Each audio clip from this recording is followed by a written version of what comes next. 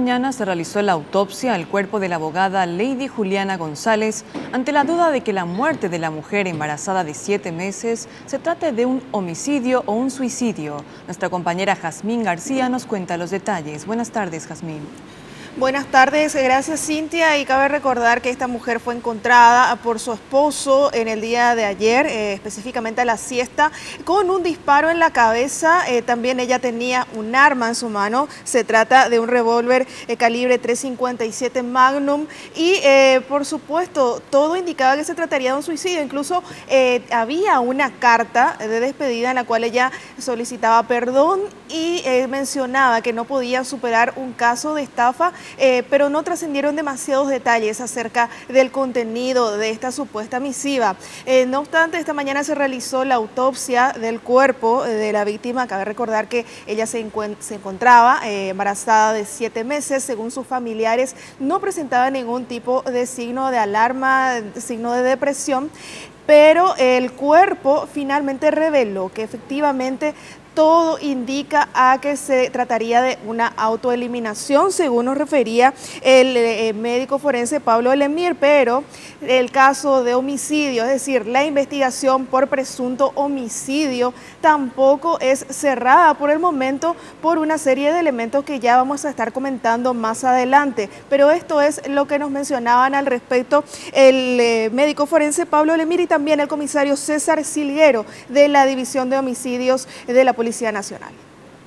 El impacto de entrada del proyectil es en la región fronto-temporoparietal derecha y la salida en la región temporoparietal izquierda. El proyectil reingresa en la región de la muñeca, la región baja de la muñeca, digamos, interna, y sale en la región baja posterior, digamos, de la muñeca. También presentaba una característica de una cierta rigidez y espasmo cadavérico en la mano derecha, la posición, digamos, del dedo índice y dedo pulgar de la mano derecha, que tenía también manchas de sangre. Los elementos que tenemos hasta este momento de la investigación, lo que nos dice el cuerpo, nos hace tener una hipótesis inicial de trabajo de una autoeliminación. No obstante, hay otros elementos que están siendo analizados, como la pericia caligráfica, el teléfono y otros elementos que están siendo, por supuesto, arrimados también por otras personas cercanas a la víctima, entonces, y a la familia, entonces también van a ser analizados.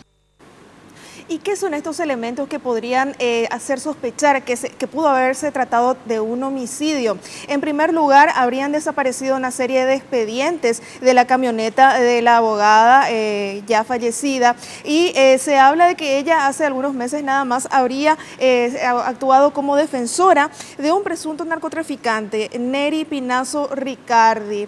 También, de acuerdo a la abogada de la familia, Hilda Buchtaler, esta mujer recibía constantes amenazas a través de diversos medios, entre ellos las redes sociales, por parte de la ex esposa del actual marido de la abogada, que en este caso ya viudo. Entonces, esto es lo que decía al respecto la abogada, en este caso de la familia de la fallecida. Yo personalmente conozco la vida de ella, pues yo soy abogada de la familia, tengo casos de familia de ella, y la única persona que le molestaba a ella realmente era la anterior esposa de Freddy, de su esposo, ¿verdad? No quiero acusar que sea ella la autora material ni moral, pero yo tengo la obligación de contar de que las amenazas que ella me contaba que recibía era de la anterior esposa, quien está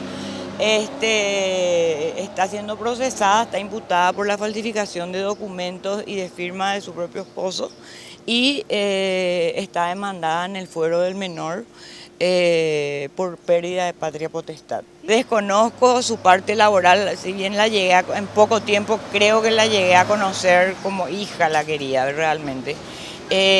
Yo esa parte desconozco, nunca supe sus labores para narco. Sabía que trabajaba en la profesión, que le iba bien, que tenía sus juicios.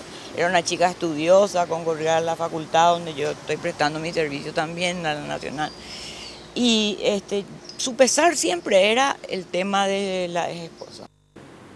Entonces, de momento, este caso sigue abierto, aún no se concluye como si hubiese sido tratado de una autoeliminación. Sigue también abierta la carpeta de investigación por presunto homicidio y todo esto a cargo ya del fiscal Cristian Ortiz.